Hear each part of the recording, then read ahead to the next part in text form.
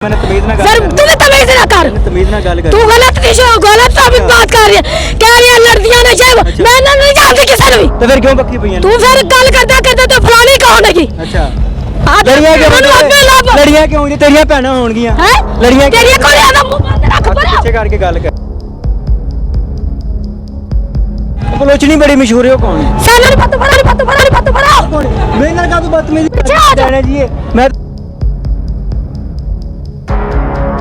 मेरे नाल गल परे। तमीज ना गल करनी। मैं ना करती गल परे कर। और निशाना जी आराम और नाल। निशाना बैठी है। अच्छा छोटी छोटी लड़ती नहीं है। अच्छा। निशाना लड़ती है, मैं नहीं मेरा ना नाल भी।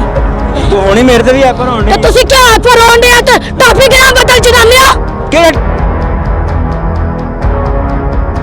अभी हर बंदे में ऐपर हो रही है, हर बंदे में ऐपर हो रही है। अब पता नहीं चक्कर क्या है, इसकी नशा पिया हुआ चक्कर क्या है।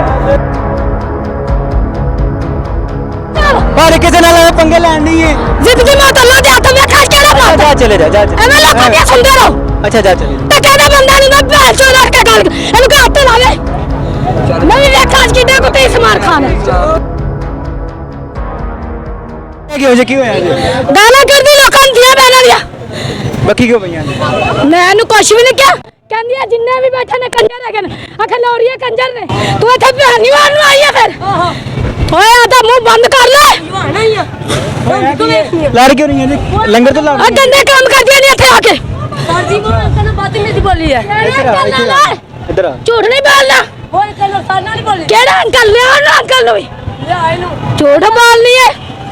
बलोचनी बड़ी मशहूर है, वो कौन है? सानू नहीं पता पड़ा। कौन है? मेरे नाल का तो बदतमीजी पीछे आ जा। जी मैं तैਨੂੰ ਕੀ ਕਹਿ। पीछे आ जा तू। अच्छा ਵੱਡਾ ਆ ਗਿਆ ਮੇਰੇ ਨਾਲ ਕਾ ਤੂੰ ਬਦਤਮੀਜ਼ੀ ਕਰ ਰਹੀ ਹੈ ਦੱਸ। ਤੇ ਤੂੰ आवाज ना कर मेरे नाल चबड़ जाइए। ये ना ये निशाने हैं, आपस में ये लड़ती है, बाद में ये ड्रामे करती हैं। लड़ती पता नहीं किस वजह से है।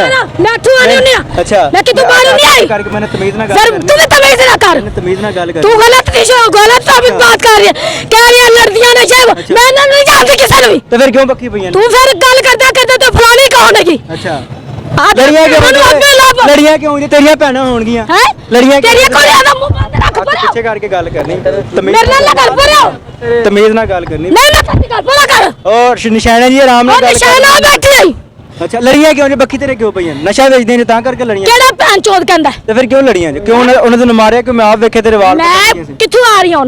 ਅੱਛਾ ਦੱਸ ਨਾ ਇਹਦੇ मरना नहीं, अलन जान नहीं देनी। ਉਹ ਇਹੀ ਤੇ ਪੁੱਛ ਰਿਹਾ ਕਿ मैं आई है तो चौल पैसे मैं क्या किन्ने चौल ने अच्छा। और छोटी बच्ची ने मैनू दे दिता और इत्थे ही दाता दा लंगर खाने आप किथों भी आ जा जिथे नमक खाओ ना नमक हलाल करो आराम ना करो।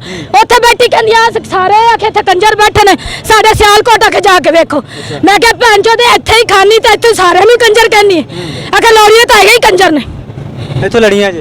मैं नु क्या दी बकवास बंद कर ते गाल काट ली। ਅੱਛਾ ਕਿੰਨੀਆਂ ਜਣੀਆਂ ਬੱਕੀਆਂ ਪਈਆਂ ਬੱਕੀ ਪਈਆਂ ਤੇ ए सारियां ही ने ए सारे पारा काले ने वाड़ा भी है ਕਰਦੀਆਂ ਕੀ ਨੇ? है मैनू नहीं पता अल्लाह जानदा की करदियां ने।